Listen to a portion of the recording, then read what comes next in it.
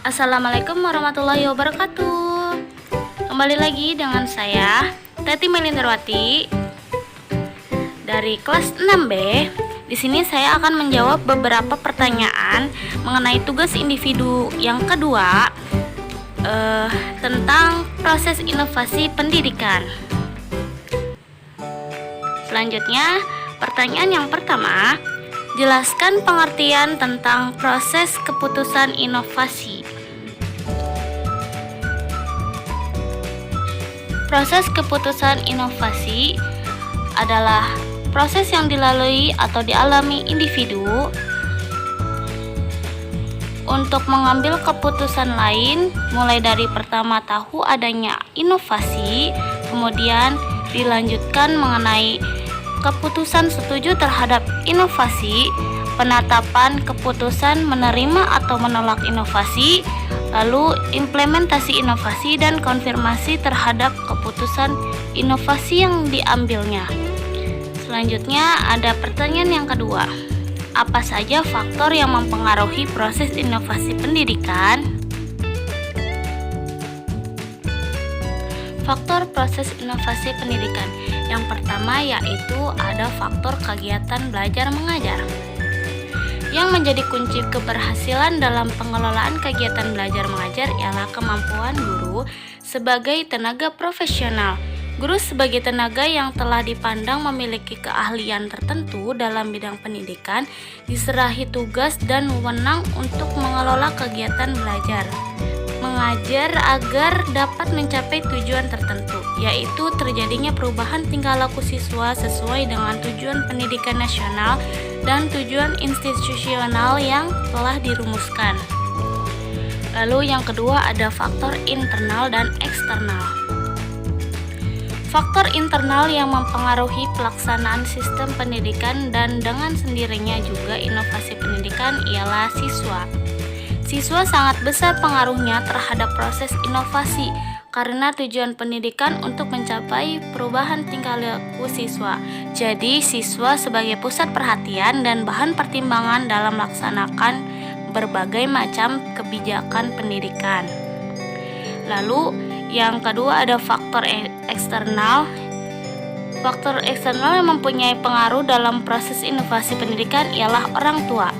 Orang tua murid ikut mempunyai peranan dalam menunjang kelancaran proses inovasi pendidikan, baik ia sebagai penunjang secara moral, membantu dan mendorong kegiatan siswa untuk melakukan kegiatan belajar sesuai dengan yang diharapkan sekolah, maupun sebagai penunjang pengadaan dana.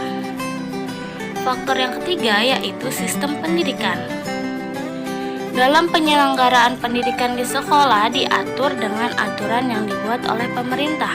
Penanggung jawab sistem pendidikan di Indonesia adalah Departemen Pendidikan Nasional yang mengatur seluruh sistem berdasarkan ketentuan yang diberlakukan.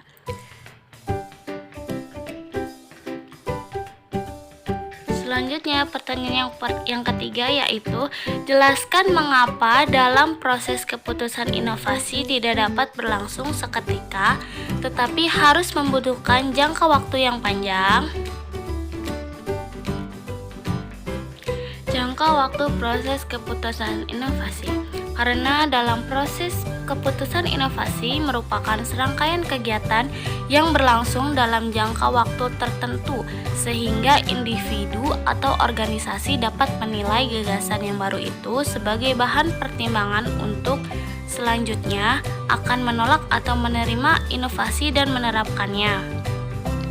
Lalu pertanyaan yang keempat, sebutkan dan jelaskan ciri pokok keputusan inovasi yang membedakannya dengan tipe keputusan lainnya.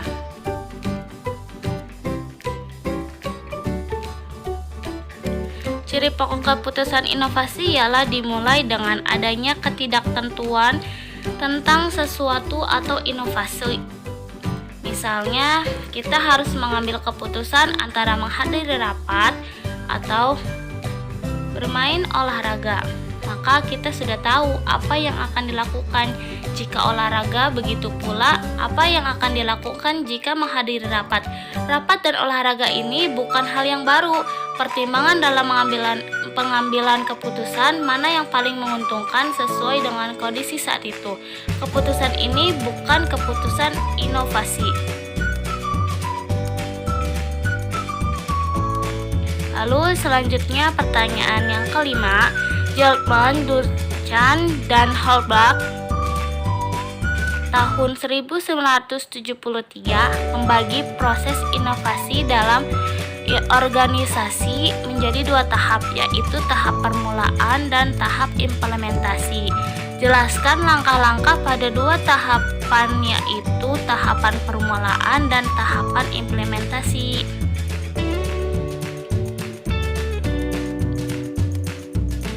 Yang pertama ada tahap permulaan. Langkah pengetahuan dan kesadaran. Jika kita lihat kaitannya dengan organisasi, maka adanya kesenjangan penampilan mendorong untuk mencari cara-cara baru atau inovasi, tetapi juga dapat terjadi sebaliknya. Karena sadar akan adanya inovasi, maka pimpinan organisasi merasa bahwa dalam organisasinya ada sesuatu yang ketinggalan.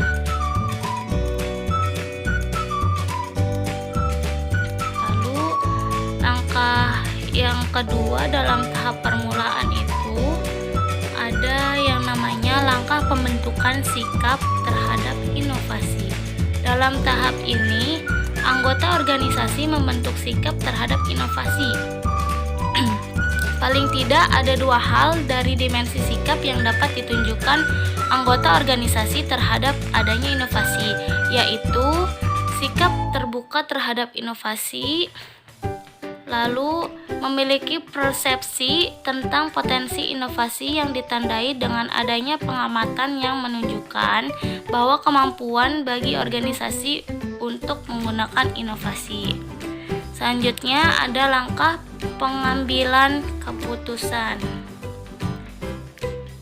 Pada langkah ini, segala informasi tentang potensi inovasi dievaluasi. Selanjutnya, yaitu tahap implementasi. Pada langkah ini, kegiatan yang dilakukan oleh para anggota organisasi ialah menggunakan inovasi atau menerapkan inovasi. Ada dua langkah yang dilakukan, yaitu langkah awal permulaan atau implementasi. Pada langkah ini, organisasi mencoba menerapkan sebagian inovasi. Lalu yang kedua ada langkah kelanjutan atau pembinaan penerapan inovasi. Jika pada penerapan awal telah berhasil, para anggota telah mengetahui dan memahami inovasi, serta memperoleh pengalaman dalam menerapkannya, maka tinggal melanjutkan dan menjaga kelangsungannya.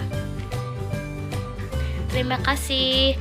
Mohon maaf bila ada salah kata. Billahi taufiq wal hidayah. Wassalamualaikum warahmatullahi wabarakatuh.